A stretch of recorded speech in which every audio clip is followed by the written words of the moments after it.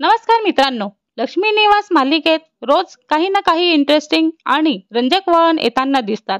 तर आजच्या भागामध्ये आपण बघतो की वेंकी सुपाऱ्या खलबत्त्यामध्ये कुटत असतो आणि एकीकडे मिक्सरचा पण जोरात आवाज येत असताना जयंतला त्याचा खूप त्रास होत आहे. तर त्याला ते सहन होत नाही. मग श्रीनिवास जयंतला हरीशच्या दुकानात जायला सांगतात आणि जयंत हे सगळं ऐकतच असतो. पण शेवटी जयंत वेंकीकडे धावत जातो आणि वेंकीच्या हातातून तो खलचा बत्ता घेतो आणि त्याचे ते स्वप्न असतं की तो त्याला जोरात मारू का त्याला काय करू आणि कामाचा कॉल करून येतो असं म्हणत तो तिथून निघून जातो. इकडे हरीशला 9 लाखांचे नुकसान कसे भरायचे आणि बँकवाले लोक घरी येतील आणि कसे त्रास देतील हे त्याला खूप टेन्शन सतावत असतं आणि तो घाबरून दार लावून बसतो. तिथे सिंचना येते आणि तिच्यापासून तो लपवत असतो. इकडे जयंतकडे सगळ्यांची जान्हवी लहान असताना कशी असायची आणि ती कशी वागायची हे सगळं त्यांच्या आठवणी सांगत असतात. लहानपणी तिला पोलिसाचा ड्रेस पाहिजे म्हणून खूप हट्ट केलेला आणि पाणी पाहिजे होते म्हणून तेव्हाही ती टाकीत जाऊन बसून गेली आणि तिने खूपच घरात दांगडो केलेला आणि हे सगळं वेंकीला माहिती होते. तरीही वेंकी काहीच बोलत नव्हता. हे सगळ्यांच्या आठवणी करत जानू आणि तिच्या घरचे खूपच हसत असतात. तिथेच जयंतला हे पटत नाही. त्याच्या डोक्याची नस तडकते आणि त्याला वाटतं की ही माझ्याबरोबर हसत नाही आणि इथे किती हसते आहे. तर लगेच तिला तो मध्ये बोलवून घेतो आणि जोक सांगायला तयारी करतो आणि हसवायचा प्रयत्न करतो. पण जानू एवढी हसत नाही. मग शेवटी तो तिला गुदगुली करून हसवतो आणि जेव्हा जानू तिला विचारते की मला एक विचारायचं होतं की तू असा का वागतो, तेव्हा जयंत म्हणतो की मला बघायचं होतं की तू जशी तिथे हसत होती तसं माझ्याबरोबर हसते का.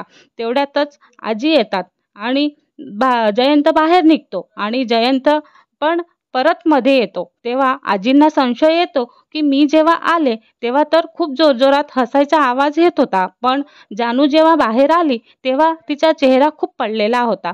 आजी 2 मिनिटं संशय घेत तिथून निघून जातात. इकडे सिद्धूच्या लग्नाचा विषय परत येतो आणि तिथे पूर्वीसोबतचे लग्न पसंत आहे की नाही ते विचारायचे सगळेजण ठरवतात.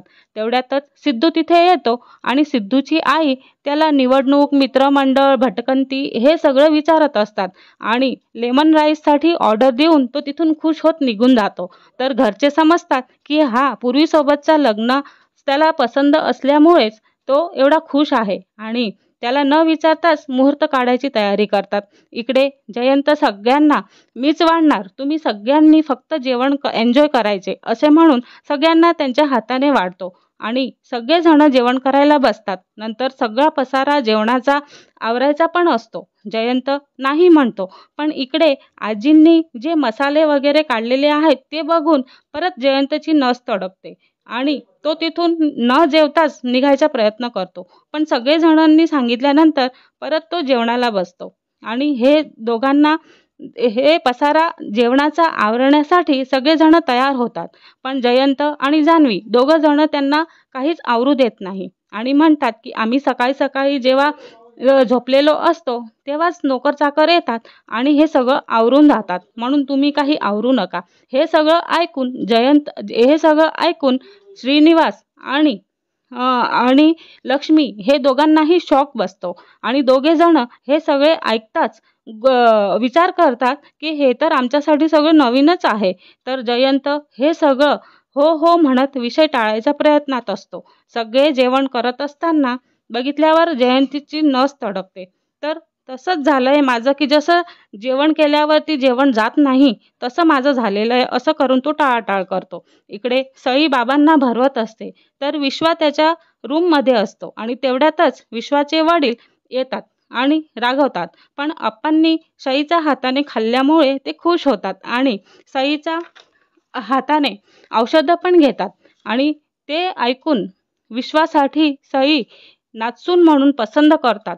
इकडे आजी जान्हवीला सांगतात की तूच घर सांभाळायला पाहिजे आणि आजींना दाट संशय येतो की हे झोपल्यावरती नोकर म्हणजे हे काय आहे, म्हणजे नोकरांना एकदा तर पाहायलाच पाहिजे असे विचार करतात.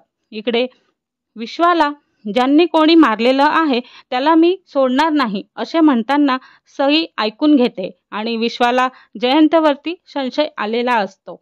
इकडे संतोषला चोरून पैसे मोजताना हरीश लपून बघत असतो की पैसे कुठे ठेवलेले आहेत. इकडे भावना आनंदीला गोष्ट सांगत असताना फुलांची गोष्ट सांगते आणि तिथे सिद्धू खाली फूल पेरतो तर भावनाला त्याचा सुगंध येत असतो. इकडे वेंकी जयंतला खाली बोलवून यायला पाठवतात तर तिथेच जान्हवी खूपच घाबरते की जयंतच्या रूममध्ये कोणी गेलेलं त्याला पटत नाही. तर वेंकीदादा तिथे गेलेला आहे तर तो चिडेल का अशी ती विचारात असते. तिकडे जयंत पण मनात घाबरलेला आहे की जान्हवीने माझ्याबद्दल काही सांगितलं तर नसेल ना. आणि आई बाबा अंगणात जायचं जिद्द करतात तर जयंतला ते आवडत नाही आणि जान्हवी मनात विचार करते की बाहेरच्या कसं जायचं हे मला कळत नाही तर मी यांना काय सांगू. तिकडेच जयंत येतो आणि जान्हवीला काहीतरी सांगायचं आहे आणि मला मेडिसिन पण घ्यायचे आहेत असं करत मध्ये घेऊन जातो. आणि तिथे तो आईबाबांना बाहेर जायचं असेल तर जाऊ दे पण आपण जायचं नाही असं कन्व्हिन्स करायला लावतो. तर याच्या पुढे आई आणि बाबा दोघंही जण रात्री गप्पा मारत असतात की एवढा मोठा बिझनेसमॅन आहे तरी सुद्धा त्याला थोडासा पण पैशांचा गर्व नाही. पण तिथे लक्ष्मीचा संशय परत बळावतो आणि ती पण म्हणत काहीतरी बोलणार असते तेव्हाच निवास म्हणतो की सगळं चांगलं असताना पण मध्ये कसा येतो हेच मला कळत नाही. तर हे भाग इथेच संपतो. पुढचा भाग बघण्यासाठी आमच्या चॅनलला लाईक, शेअर आणि सबस्क्राईब करायला विसरू नका. धन्यवाद.